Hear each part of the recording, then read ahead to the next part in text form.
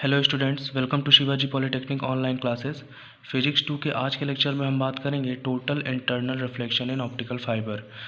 तो total internal reflection क्या होता है?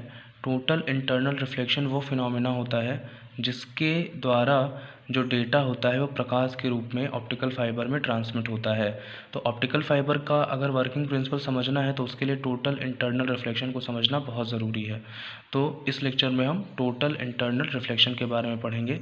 लास्ट लेक्चर में हम लोगों ने ऑप्टिकल फाइबर क्या होता है, उसका यूज़ क्यों करते हैं, कोर, क्लैडिंग, ये सारी चीज़ें क्या होती हैं, ये सब हम लोगों ने पढ़ लिया है। तो इस लेक्चर में आइए शुरू करते हैं, टोटल इंटरनल रिफ्लेक्शन के बारे में पढ़ते हैं। देखिए, total internal reflection in optical fibre यानी ऑप्टिकल फाइबर में टोटल इंटरनल रिफ्लेक्शन को समझने से पहले हमें नॉर्मली ये समझना पड़ेगा कि रिफ्लेक्शन होता क्या है। ठीक, तो क्योंकि ऑप्टिकल फाइबर में लाइट ट्रांसमिट होती है तो हमें लाइट का रिफ्लेक्शन समझना पड़ेगा कि लाइट का रिफ्लेक्शन होता क्या है। ठीक, तो उसके लिए सपोज़ करते हैं कि हम दो मीडियम लेते हैं जिसमें एक सघन माध्यम होगा और एक विरल माध्यम होगा। यानी कि एक सघन माध्यम का मतलब एक डेंसर मीडियम होगा और विरल माध्यम का मतलब एक रेयरर मीडियम होगा। तो आइए हम दो मीडियम लेते हैं। मान लेते हैं एक ले लेते हैं एयर और दूसरा ले लेते हैं, मान लीजिए यहाँ ये एयर, और दूसरा ले लेते हैं ग्लास। और इन दोनों माध्यमों पर एक हम लंब डाल देते हैं, यानी एक परपेंडिकुलर डाल देते हैं। ठीक, अब जैसे कि जो रिफ्लेक्शन का फिनोमेना होता है उसे समझने के लिए आप ध्यान से समझिएगा। मान लीजिए यहाँ पर जो सघन माध्यम है, सघन माध्यम से कोई प्रकाश की किरण विरल माध्यम में जाती है। ठीक, सघन माध्यम से कोई प्रकाश की किरण विरल माध्यम में जाती है। तो सपोज़ करिए यहाँ पे ये एक लाइट इंसिडेंट हुई, यहाँ पे ये एक लाइट इंसिडेंट हुई जो सघन माध्यम से विरल माध्यम में जाएगी। ठीक, और जब ये लाइट यहाँ पे इंसिडेंट हुई और फिर जब वो यहाँ से सघन माध्यम से विरल माध्यम में पहुँची तो वह अपने मार्ग से विचलित हो गई, उसमें अपवर्तन हो गया, उसमें अपवर्तन हो गया, इस तरह से उसमें अपवर्तन हो गया। देखिए लाइट की दिशा यहाँ पे परिवर्तित हो गई। तो अब वो एंगल, अब वह कोण जिस पर वह आपतित हो रही है या इंसिडेंट हो रही है उसे हम बोलेंगे इंसिडेंट एंगल थीटा आई या आपतन कोण बोलेंगे। इसी तरह जब यहाँ से प्रकाश की किरण जब सघन माध्यम से विरल माध्यम में पहुँची तो वो अपने मार्ग से विचलित हुई, यानी उसमें अपवर्तन हुआ। तब वह जितना कोण बनाएगी इस लंब के साथ उसे हम बोलेंगे उसका अपवर्तन कोण या angle of refraction, angle of refraction, और उसे हम दिखाएंगे थीटा आर से। ठीक, तो ये जो होता है ये फिनोमेना होता है कि जब लाइट एक माध्यम से दूसरे माध्यम में जाती है तो वह अपने मार्ग से विचलित हो जाती है। अब देखिए यहाँ पे एक कोण होता है जिसे हम बोलते हैं क्रिटिकल एंगल और उसे हम थीटा सी से दर्शाते हैं। तो क्रिटिकल एंगल के साथ तीन कंडीशंस होती हैं। पहला, जब जो इंसिडेंट एंगल यानी थीटा आई है, जो इंसिडेंट एंगल थीटा आई है वो क्रिटिकल एंगल से छोटा हो, पहली कंडीशन होती है। दूसरी कंडीशन होती है कि जो इंसिडेंट एंगल थीटा आई है वो क्रिटिकल एंगल के बराबर हो जाए।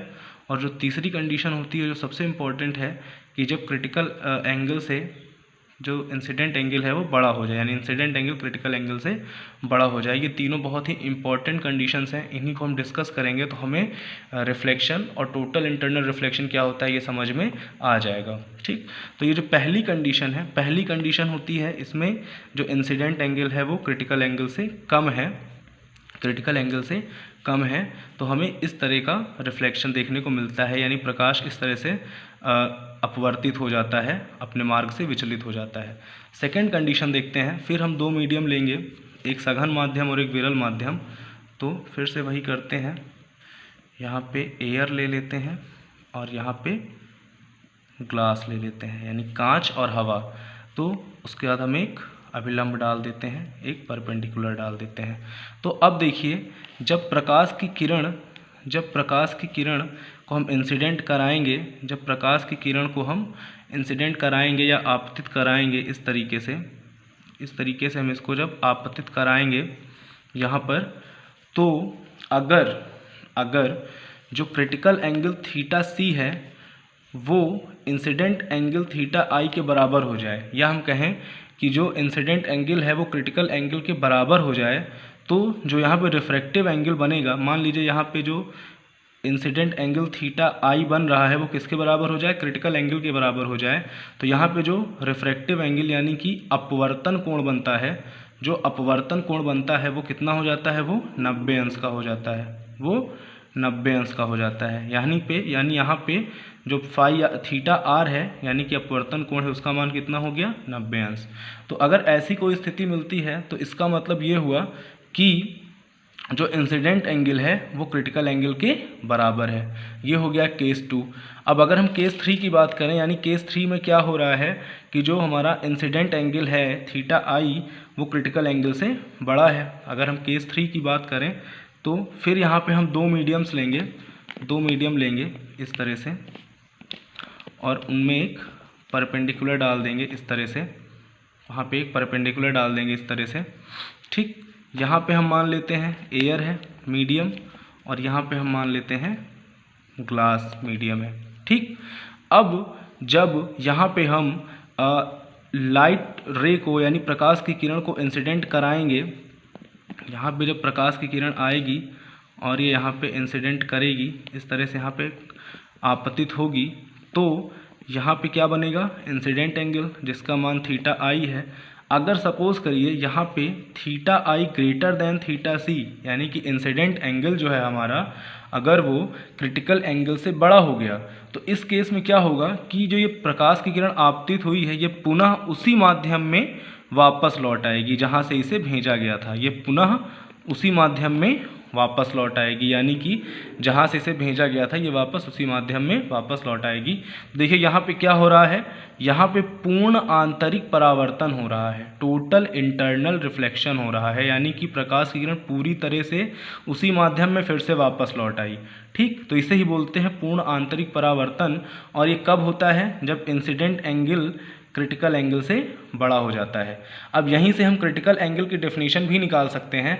अगर हम केस 2 में देखें, अगर हम केस 2 की बात करें तो क्रिटिकल एंगल वह एंगल होता है, या क्रिटिकल एंगल वह इंसिडेंट एंगल होता है जब रिफ्रैक्टिव एंगल का मान 90 अंश हो जाए। ठीक, इसकी डेफिनेशन मैं आपको लिखवाऊंगा, मैं रिटन में नोट्स दूंगा, यहाँ से आप इसकी डेफिनेशन लिख सकते हैं कि देखिए कि क्रिटिकल एंगल वह इंसिडेंट एंगल है जब यहाँ पे रिफ्रैक्टिव एंगल का मान कितना हो गया, 90 अंश हो गया। ठीक, तो यहाँ पे आप टोटल इंटरनल रिफ्लेक्शन का फिनोमेना आपको समझ में आ गया होगा कि जब थीटा आई का मान थीटा सी से बड़ा हो जाएगा तो यहाँ पे टोटल इंटरनल रिफ्लेक्शन का फिनोमेना हो जाएगा। ठीक, तो ये होता है आपका टोटल इंटरनल रिफ्लेक्शन। अब ऑप्टिकल फाइबर में टोटल इंटरनल रिफ्लेक्शन कैसे होता है आइए देखते हैं।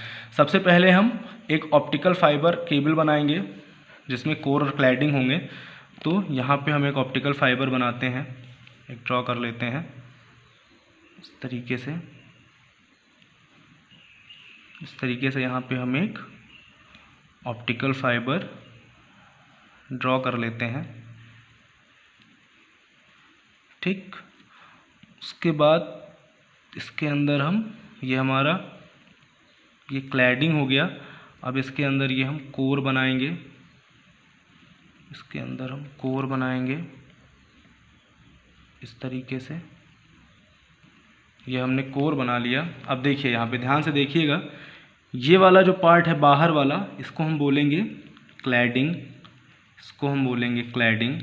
और ये जो इंटरनल पार्ट है इसको हम बोलेंगे कोर। ठीक, अब अगर कोर का जो रिफ्रैक्टिव इंडेक्स है वो n1 है और क्लैडिंग का रिफ्रैक्टिव इंडेक्स n2 है, तो हम लोगों ने लास्ट लेक्चर में ये पढ़ा था कि कोर का रिफ्रैक्टिव इंडेक्स हमेशा क्लैडिंग के रिफ्रैक्टिव इंडेक्स से बड़ा होता है, यानी n1 is always greater than n2, यानी n1 का मान n2 से हमेशा ही ज़्यादा होगा। और अगर कोर और क्लैडिंग दोनों ही कांच के बने हैं तो इन दोनों का जो प्रॉपर्टीज़ है, इन दोनों कांच की जो प्रॉपर्टीज़ है वो भी आपस में अलग होगी, वो भी डिफरेंट होगी। ठीक है ना।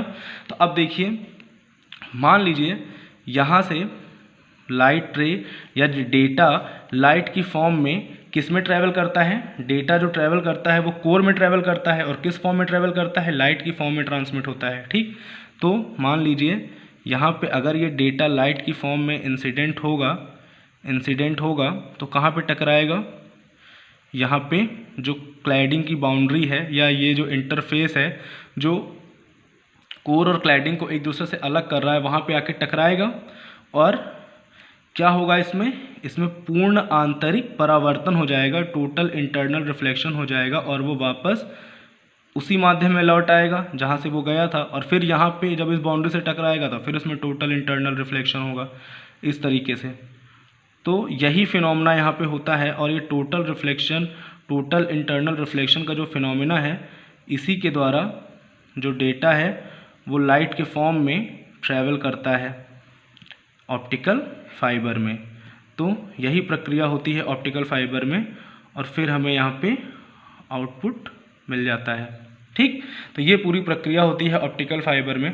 देखिए यहाँ पे अगर हम एक परपेंडिकुलर डालें, यानी यहाँ पे अगर हम एक अभिलंब बना दें कोर और क्लैडिंग के बीच में, तो यहाँ पे थीटा आई बनेगा इंसिडेंट एंगल। अब ये जो इंसिडेंट एंगल थीटा आई है उसका मान हमेशा क्रिटिकल एंगल थीटा सी से बड़ा होगा, तभी जाके टोटल इंटरनल रिफ्लेक्शन का फिनोमिना यहाँ पे होगा। ठीक है ना। तो जो हमारा फाइबर ऑप्टिक्स है उसमें जो भी डेटा लाइट की फॉर्म में ट्रैवल करता है वो कहाँ पे ट्रैवल करता है, कोर में ट्रैवल करता है। ठीक, और किस फिनोमिना की वजह से, टोटल इंटरनल रिफ्लेक्शन के फिनोमिना की वजह से ट्रैवल करता है।